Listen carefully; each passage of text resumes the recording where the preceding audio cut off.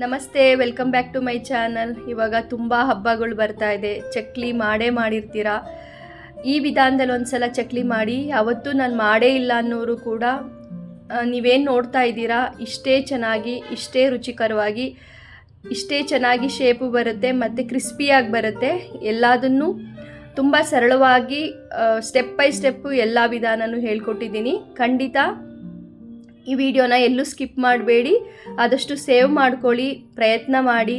ಇಷ್ಟೇ ರುಚಿಕರವಾಗಿ ನೀವು ನೋಡ್ತಾ ಇರ್ಬೋದು, ಇಷ್ಟೇ ಕ್ರಿಸ್ಪಿಯಾಗಿ ನಿಮಗೂ ಕೂಡ ಬರುತ್ತೆ. ಇಲ್ಲಿ ನಾನು ಮೊದಲಿಗೆ 1 ಕಪ್ನಷ್ಟು ಹುರಿಗಡಲೆನ ಗ್ರೈಂಡ್ ಮಾಡಿ ತೊಗೊಳ್ತಾ ಇದ್ದೀನಿ. ಇದನ್ನು ಎಷ್ಟು ನುಣ್ಣಗೆ ಸಾಧ್ಯ ಅಷ್ಟು ನುಣ್ಣಗೆ ಗ್ರೈಂಡ್ ಮಾಡ್ಕೋಬೇಕು.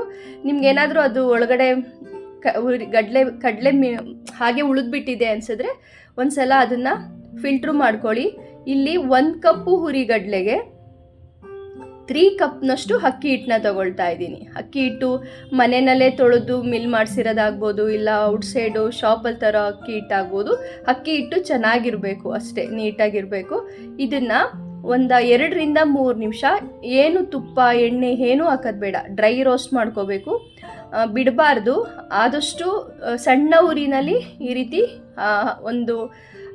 ಅದು ಹಸಿ ಸ್ಮೆಲ್ಲೆಲ್ಲ ಹೋಗಿ ಅದರಿಂದ ಒಂದು ಒಳ್ಳೆ ಘಮ ಬರಬೇಕು. ಮತ್ತು ಹೀಗೆ ಬಿಟ್ಟಾಗ ರಂಗೋಲಿ ಥರ ಬೀಳಬೇಕು ನೋಡಿ, ಈ ಥರ. ಹಂಗಂದ್ರೆ ತುಂಬ ಓವರ್ ಫ್ರೈ ಮಾಡಬಾರ್ದು.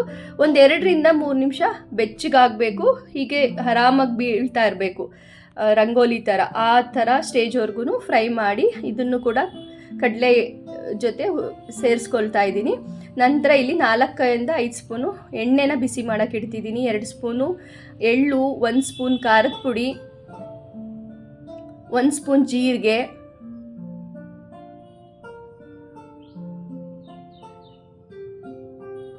ಈಗ ಎಣ್ಣೆನ ಆದಷ್ಟು ಕಾಯಿಸಿ ಎಣ್ಣೆ ಹಾಕ್ಕೊಳ್ಳಿ, ಇಲ್ಲ ಬೆಣ್ಣೆ ತುಪ್ಪ ಏನಾದರೂ ಹಾಕ್ಬೋದು. ಮಿಸ್ ಮಾಡಬೇಡಿ. ಆದಷ್ಟು 1/4 ಸ್ಪೂನಷ್ಟು ಹಿಂಗನ್ನ ಬಳಸಿ. ಹಿಂಗ್ ಫ್ಲೇವರ್ ತುಂಬ ಚೆನ್ನಾಗಿರುತ್ತೆ. ರುಚಿಗೆ ತಕ್ಕಷ್ಟು ಉಪ್ಪು. ನಾನು ಇಟ್ಕೊಂಡಿರೋ ಅಂಥ ಸ್ಪೂನಲ್ಲಿ 2 ಸ್ಪೂನು ಕರೆಕ್ಟು ಅದಕ್ಕೆ ಬಂದಿದೆ. ನೀವು ನೋಡಿಕೊಂಡು ನೀವು ಎಷ್ಟು ಪ್ರಮಾಣದಲ್ಲಿ ಮಾಡ್ತಿದ್ದೀರಾ ರುಚಿಗೆ ತಕ್ಕಷ್ಟು ಹಾಕ್ಕೊಳ್ಳಿ. ಈಗ ಇದನ್ನೆಲ್ಲ ಮಿಕ್ಸ್ ಮಾಡಿದಾಗ ಟೇಸ್ಟ್ ನೋಡಿದ್ರೆ ಗೊತ್ತಾಗುತ್ತೆ. ಬಟ್ ದೇವ್ರಿಗೆ ಮಾಡಬೇಕಾದ್ರೆ ಅದೆಲ್ಲ ನೋಡಬಾರ್ದಲ್ಲ, ಹಾಗಾಗಿ ನಿಮಗೆ ಒಂದು ಮೆಷರ್ಮೆಂಟು ಇರಲಿ ಅಂತ ಹೇಳಿದೆ. ಎಣ್ಣೆ ತುಂಬ ಬಿಸಿಯಾಗೇ ಇರಬೇಕು, ತಣ್ಣಗಿರೋದು ಹಾಕ್ಕೋಬಾರ್ದು. ಎಣ್ಣೆ, ಬೆಣ್ಣೆ, ತುಪ್ಪ ಏನಾದರೂ ಹಾಕ್ಕೊಳ್ಳಿ. ಈಗ ಚೆನ್ನಾಗಿ ಮಿಕ್ಸ್ ಮಾಡಬೇಕು. ಈ ಚಕ್ಲಿಗೆ ಇರೋದೇ ಈ ಮಿಕ್ಸ್ ಮಾಡೋ ವಿಧಾನ.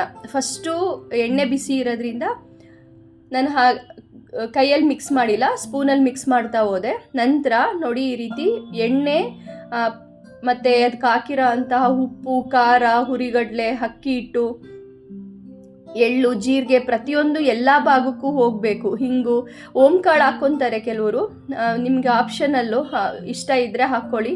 ಅದೇನೋ ನನಗೆ ಓಂಕಾಳು ಚಕ್ಲಿನಲ್ಲಿ ಆ ಫ್ಲೇವರ್ ಬಂದುಬಿಟ್ರೆ ನನಗದೇನೋ ಆ ಚಕ್ಲಿ ಟೇಸ್ಟೇ ಬೇರೆ ಚೇಂಜ್ ಮಾಡಿಬಿಡುತ್ತೆ ಅನಿಸುತ್ತೆ. ಅದಕ್ಕೆ ನಾನು ಓಂಕಾಳನ್ನ ಬಳಸಿಲ್ಲ ಇಲ್ಲಿ. ನಿಮಗೆ ಅದ್ರ ಫ್ಲೇವರ್ ಇಷ್ಟ ಓಕೆ ಅನಿಸಿದ್ರೆ ಹಾಕ್ಕೊಳ್ಳಿ. ಹಿಂಗೆ ಹಾಕಿರೋದ್ರಿಂದ ಏನು ಸಮಸ್ಯೆ ಆಗಲ್ಲ, ಅಷ್ಟು ಸಾಕು ಅನಿಸುತ್ತೆ. ಈಗ ಇದನ್ನು ನೀಟಾಗಿ ಪ್ರತಿಯೊಂದನ್ನು ಚೆನ್ನಾಗಿ ಮಿಕ್ಸ್ ಮಾಡ್ಕೋಬೇಕು. ಹಿಂಗೆ ಮಿದಿಕೆ ಮಾಡಿದಾಗ ಒಂದು ಮಿದಿಕೆ ಥರ ಬರಬೇಕು. ಆ ಹಂತಕ್ಕೆ ಬಂದಿಲ್ಲ ಅಂದರೆ ಇನ್ನೊಂದು ಸ್ವಲ್ಪ ಎಣ್ಣೆ ಅಥವಾ ತುಪ್ಪ, ಬೆಣ್ಣೆ ಏನು ಹಾಕಿರ್ತೀರ ಅದನ್ನು ಮತ್ತೆ ಬಿಸಿ ಮಾಡಿ ನೀವು ಹಾಕ್ಕೊಳ್ಬೇಕಾಗತ್ತೆ. ಈ ಚಕ್ಲಿ ಮಾಡೋ ವಿಧಾನದಲ್ಲಿ ಇರೋದೇ ಇದು ನೋಡಿ. ಈ ಥರ ಹಿಂಗೆ ಹಿಡಿ ಹಿಡಿದಾಗ ಈ ಥರ ಬರಬೇಕು. ಹಿಂಗೆ ಬರ್ತಾ ಇಲ್ಲ ಅಂದರೆ ಇನ್ನೊಂದು ಸ್ವಲ್ಪ ಎಣ್ಣೆನ ಕಾಯಿಸಿ ಹಾಕ್ಕೋಬೇಕಾಗುತ್ತೆ. ನನಗೀಗ ಇಷ್ಟಕ್ಕೊಂದು 4 ಸ್ಪೂನಷ್ಟು ಕರೆಕ್ಟ್ ಆಯಿತು. ಮತ್ತು ಇಲ್ಲಿ ಬಿಸಿ ನೀರನ್ನ ಬಳಸಬೇಕು, ತಣ್ಣೀರು ಬಳಸಬೇಡಿ. ಆದಷ್ಟು ಬಿಸಿ ಇರೋ ನೀರನ್ನ ಹಾಕ್ಕೋಬೇಕು. ಹಂತವಾಗಿ ಹಾಕ್ಕೊಳ್ಳಿ, ಒಂದೇ ಸಲ ಹಾಕ್ಕೋಬಾರ್ದು. ಹಾಕಿದ ಮೇಲೆ ಸಡನ್ನಾಗಿ ಕೈಯಲ್ಲಿ ಮಿಕ್ಸ್ ಮಾಡಬೇಡಿ, ಬಿಸಿ ಇರುತ್ತೆ. ಮತ್ತು ಅಕ್ಕಿ ಹಿಟ್ಟು ಹುರಿದಿರ್ತೀವಲ್ಲ, ಅದು ಕೂಡ ಸ್ವಲ್ಪ ಲೈಟಾಗಿ ಬಿಸಿ ಇರುತ್ತೆ. ಹಾಗಾಗಿ ಈ ರೀತಿ ಫಸ್ಟು ಸ್ಪೂನಲ್ಲಿ ಮಿಕ್ಸ್ ಮಾಡ್ಕೊಳ್ಳಿ. ಮಿಕ್ಸ್ ಮಾಡಿಕೊಂಡು ಕೈಯಲ್ಲಿ, ಅಂದರೆ ಹಂಗಂತ ಫುಲ್ ತಣ್ಣಗಾಗೋವರೆಗೂ ಬಿಡಬೇಕಂತ ಇಲ್ಲ, ನಮಗೆ ಕೈಯಲ್ಲಿ ಮಿದಿಯೋಕ್ಕೆ ಆಗುತ್ತೆ ಅನ್ನೋವರೆಗೂ ಈ ರೀತಿ ಮಿಕ್ಸ್ ಮಾಡಿ ಬಿಸಿ ನೀರನ್ನ ಸೇರಿಸ್ತಾ ಬನ್ನಿ. ನಂತರ ಎಷ್ಟು ಚೆನ್ನಾಗಿ ನಾದ್ಕೊಳ್ತೀವಿ ಅಷ್ಟು ಚೆನ್ನಾಗಿ ಬರುತ್ತೆ ಚಕ್ಲಿ ಅಂತ ಹೇಳ್ಬೋದು. ಮತ್ತು ಇದು ತುಂಬ ತೆಳುನೂ ಇರಬಾರ್ದು, ಗಟ್ಟಿಗೂ ಆಗಬಾರ್ದು. ಗಟ್ಟಿಗಾಯ್ತಂದರೆ ಕಟ್ಟಾಗುತ್ತೆ ಚಕ್ಲಿ. ನಿಮ್ಗೇನಾದರೂ ಈಗ ಮಿಕ್ಸ್ ಮಾಡ್ಕೊತೀರಾ, ಹದ ಗೊತ್ತಾಗಿಲ್ಲ, ನೀವು ಚಕ್ಲಿ ಬಿಡೋಕ್ಕೆ ಹೋದಾಗ ಏನಾದರೂ ಕಟ್ಟಾಗ್ತಾ ಇದೆ ಅಂದರೆ ಭಯ ಪಡಬೇಡಿ. ಈ ಹಿಟ್ಟಿಗೆ ಸ್ವಲ್ಪನೇ ನೀರು ಚುಮ್ಕಿಸ್ಕೊಂಡು ಬೆಣ್ಣೆ ರೀತಿ ಇರಬೇಕದು. ಹಿಂಗಂದರೆ ನೀಟಾಗಿ ಅಂಟ್ಲೂಬಾರ್ದು ಮತ್ತು ಆರಾಮ್ಸೆ ಬೀಳಬೇಕು. ಆವಾಗ ಮಾತ್ರ ಅದು ನಾವೇನು ಚಕ್ಲಿನ ಒತ್ತುತ್ತೀವಿ ಆ ಫ್ಲೋ ಕರೆಕ್ಟಾಗಿ ಬರುತ್ತೆ ಅಂತ ಹೇಳ್ಬೋದು. ನೀವೇನಾದರೂ ಈಗ ಮಿಕ್ಸ್ ಮಾಡಿ ಇಟ್ಟಿರ್ತೀರಾ, ಅಕ್ಕಿ ಹಿಟ್ಟಲ್ವಾ, ಆಮೇಲೆ ಇದನ್ನ ಯಾವತ್ತೂ ಚಕ್ಲಿ ಹಿಟ್ಟನ್ನ ಮಿಕ್ಸ್ ಮಾಡಿಬಿಟ್ಟು ಇಡಬಾರ್ದು. ಇಮ್ಮಿಡಿಯೇಟ್ ಮಾಡೋಕ್ಕೆ ಸ್ಟಾರ್ಟ್ ಆಗಬೇಕು, ಎಣ್ಣೆ ಇರುತ್ತಿಲ್ಲ ಅಂದರೆ. ಈಗ ನಾನು ಚಕ್ಲಿ ಒಳಗೆ ಸ್ವಲ್ಪ ಎಣ್ಣೆ ಹಾಕ್ಕೊಳ್ತಾ ಇದ್ದೀನಿ. ಮತ್ತು ನೀವು ನೋಡಿದ್ರಲ್ಲ ಚಕ್ಲಿ ಶೇಪ್ದೆ ಒಂದು ಪ್ಲೇಟ್ ಹಾಕಿ ಅದಕ್ಕೆ ಎಣ್ಣೆ ಹಾಕಿ ರೆಡಿ ಮಾಡ್ಕೊಳ್ತಾ ಇದ್ದೀನಿ. ನೀವು ಚಕ್ಲಿ ಒಳಗೆ ಹಾಕೋಕ್ಕೆ ಮುಂಚೆ ಈ ಥರ ಫಸ್ಟ್ ಚೆನ್ನಾಗಿ ನಾದ್ಕೊಳ್ಳಿ, ಆವಾಗ ನೀಟಾಗಿ ಆ ಫ್ಲೋ ಬೀಳುತ್ತೆ. ಏನಾದ್ರು ನೀವು ಚಕ್ಲಿ ಒತ್ತಬೇಕಾದ್ರೆ ಕಟ್ಟಾಗ್ತಿದೆ ಅಂದರೆ ಎದುರುಬೇಡಿ, ಇನ್ನು ಸ್ವಲ್ಪ ನೀರು ಹಾಕಿ ಕರೆಕ್ಟ್ ಅದಕ್ಕೆ ಮಾಡ್ಕೊಳ್ಳಿ.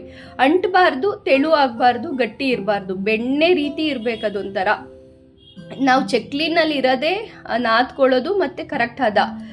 ಹಂಗಂತ ತುಂಬ ತೆಳು ಆಗಿಬಿಟ್ರೂ ಕಷ್ಟ ಆಗುತ್ತೆ. ಸೊ ನೋಡಿಕೊಂಡು, ಈಗ ಗಟ್ಟಿ ಇದ್ರೂ ಈಗ ಹಿಟ್ಟು ಮೇಲೂ ಸ್ವಲ್ಪ ಅಲ್ಲಿ ಗಟ್ಟಿ ಆಗ್ತಾ ಇದೆ ಅಂದರೆ ನಾನು ನೀರು ಚುಮುಕ್ಸ್ಕೊಂಡು ಮಿಕ್ಸ್ ಮಾಡಬೇಕು. ಅದನ್ನು ಮುಚ್ಚಿಡಬೇಕು, ಹಾಗೆ ಹಾರಕ್ಕೆ ಬಿಡಬಾರ್ದು. ಯಾಕೆಂದರೆ ಇದು ಒಂದು ಸಲ ತೊಗೊಂಡ್ರೆ 2 ಸಲ ಬೇಯಿಸೋ ಅಷ್ಟರೊಳಗೆ ಅದು ಹಾಗೆ ಡ್ರೈ ಆಗಿಬಿಡುತ್ತೆ. ಅದಕ್ಕೋಸ್ಕರ ಈಗ ಇದನ್ನು ನಾನೀಗ ಒಂದು ಆಯಿಲ್ ಪೇಪರ್ ಮೇಲೆ ಎಣ್ಣೆ ಸರ್ವಿ ಈ ರೀತಿ ಚಕ್ಲಿ, ನಿಮಗೆ ದೊಡ್ಡಗೆ ಬೇಕಾ ಚಿಕ್ಕಗೆ ಬೇಕಾ, ನಿಮ್ಗೆ ಯಾವ ಶೇಪಿಗೆ ಬೇಕು ಆ ಶೇಪಿಗೆ ಆರಾಮ್ಸೆ ಈ ರೀತಿ ಫಸ್ಟು ಒಂದು 5ರಿಂದ 6 ನೀವು ಒಂದು ಸಲ ಹಾಕೋಕ್ಕೆ ಎಷ್ಟು ಬೇಕು ಒತ್ಕೊಳ್ತಾ ಇದ್ದೀನಿ. ಎಣ್ಣೆ ಕೂಡ ಕಾಯಕ್ಕೆ ಇಟ್ಟಿದ್ದೀನಿ. ಎಣ್ಣೆ ಚೆನ್ನಾಗಿ ದೊಡ್ಡೂರಿನಲ್ಲಿ ಕಾಯಿಸ್ಕೋಬೇಕು, ಎಣ್ಣೆ ಚೆನ್ನಾಗಿ ಕಾದಿರಬೇಕು. ಆಮೇಲೆ ಸಿಮ್ಮಲ್ಲಿ ಇಟ್ಕೊಂಡ್ಬಿಡ್ಬೇಕು. ತುಂಬ ಏನು ಹೇಳ್ತಾರೆ, ದೊಡ್ಡ ಊರಿನಲ್ಲಿ ಬೇಯಿಸಬಾರ್ದು. ನೋಡಿ, ಈಗ ಬಿಡಬೇಕಾದ್ರೆ ಏನಾದರೂ ಅದು ಒಂದೊಂದು ಸಲ ಕಟ್ಟಾಯ್ತಂದರೆ ಪರವಾಗಿಲ್ಲ, ಅದನ್ನು ತೆಗೆದುಬಿಡಿ. ಪದೇ ಕಟ್ಟಾಗ್ತಾನೆ ಇದೆ ಅನಿಸಿದ್ರೆ ಮಾತ್ರ ಹಿಟ್ಟನ್ನ ಇನ್ನು ಸ್ವಲ್ಪ ನೀರು ಹಾಕಿ ನೀಟಾಗಿ ಕಲಿಸ್ಕೊಳ್ಳಿ. ನಂತರ ನೋಡಿ, ಈ ಥರ ಎಣ್ಣೆ ಕಾದಿದೆ ಅಂದಾಗ ಚೆನ್ನಾಗಿ ಹಾಕ್ತಾ ಬನ್ನಿ. ಬಟ್ಟು ಏನು ಹೇಳ್ತಾರೆ, ಅದನ್ನು ನೆಕ್ಸ್ಟು ಸಿಮ್ಮಲ್ಲಿ ಇಟ್ಬಿಡಬೇಕು. ಆಮೇಲೆ ಸಡನ್ನಾಗಿ ಮಿಕ್ಸ್ ಮಾಡಬಾರ್ದು. ಆ ಗುಳ್ಳೆ ಬರೋದು ಕಮ್ಮಿ ಆಗಬೇಕು. ಮತ್ತು ನಮಗೆ ಚಕ್ಲಿ ಗೊತ್ತಾಗಬೇಕು ಹಾರ್ಡ್ ಆಗಿದೆ ಸ್ವಲ್ಪ ಅನಿಸ್ದಾಗ, ಒಂದು ಕಲರ್ ಚೇಂಜ್ ಆಗಿದ್ದಾಗ ಮಾತ್ರ ಹಿಂಗೆ ನಾವು ಮಗಚಿ ಬೇಯಿಸಬೇಕು. ಮತ್ತು ಆ ಗುಳ್ಳೆ ಬರೋದು ಸ್ಟಾಪ್ ಆಗೋ ಅಂಥದ್ವರೆಗೂ ಈ ಚಕ್ಲಿ ಇರೋದೇ ಹಾಗೆ. ಕರೆಕ್ಟ್ ಅದಕ್ಕೆ ಬೇಯಲಿಲ್ಲ ಅಂದರೆ ಒಳಗಡೆ ಮೆತ್ತಗುಳ್ಕೊಳ್ಳುತ್ತೆ. ಏನಾದರೂ ನಾವು ಬೇಗ ತೆಗೆದುಬಿಟ್ರೆ ಕ್ರಿಸ್ಪಿನೆಸ್ ಇರಲ್ಲ, ತುಂಬ ಬೇಯಿಸ್ಬಿಟ್ರೆ ಗಟ್ಟಿ ಆಗಿಬಿಡುತ್ತೆ.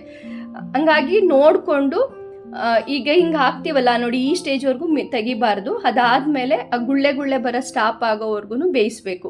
ನಿಮಗೆ ಗೊತ್ತಾಗ್ಬಿಡುತ್ತೆ, ಕಲರ್ ನೋಡಿದ್ರೆ ಗೊತ್ತಾಗಕ್ಕೆ ಸ್ಟಾರ್ಟ್ ಆಗುತ್ತೆ, ಮತ್ತು ಆ ನೊರೆ ಬರೋಕ್ಕೆ ಸ್ಟಾಪ್ ಆಗುತ್ತೆ. ಆವಾಗ ನೋಡಿ, ಈ ಸ್ಟೇಜಿಗೆ ನಾವು ತೆಗಿಬೇಕು. ಮತ್ತು ಚಕ್ಲಿ ಬಿಟ್ಟ ತಕ್ಷಣ ಮಗುಚಬೇಡಿ ಅಷ್ಟೇ, ತುಂಬ ಕ್ರಿಸ್ಪಿಯಾಗಿ ಬರುತ್ತೆ. ಆದಷ್ಟು ಎಲ್ಲದನ್ನು ಕರೆಕ್ಟಾಗಿ ಹೇಳ್ಕೊಟ್ಟಿದ್ದೀನಿ. ಶೇರ್ ಮಾಡಿ, ಲೈಕ್ ಮಾಡಿ. ನಮ್ಮ ಚಾನಲ್ ಕನೆಕ್ಟ್ ಆಗಿಲ್ಲ ಅಂದರೆ ಕನೆಕ್ಟ್ ಆಗಿ. ಈ ರೆಸಿಪಿ ಟ್ರೈ ಮಾಡಿದ ಮೇಲೆ ನಿಮ್ಗೆ ಹೇಗೆ ಬಂತು ತಿಳಿಸಿ. ಆದಷ್ಟು ವೀಡಿಯೋಸ್ನ ನೋಡಿ ಸಪೋರ್ಟ್ ಮಾಡಿ. ಕಮೆಂಟ್ ಮಾಡಿದಾಗ ನಮಗೂ ರೆಸಿಪಿ ಹಾಕೋಕ್ಕೆ ಸ್ಫೂರ್ತಿ ಸಿಗುತ್ತೆ. ಮತ್ತೆ ಸಿಗುವ ನೆಕ್ಸ್ಟ್ ವೀಡಿಯೋದಲ್ಲೂ. ಬಾಯ್.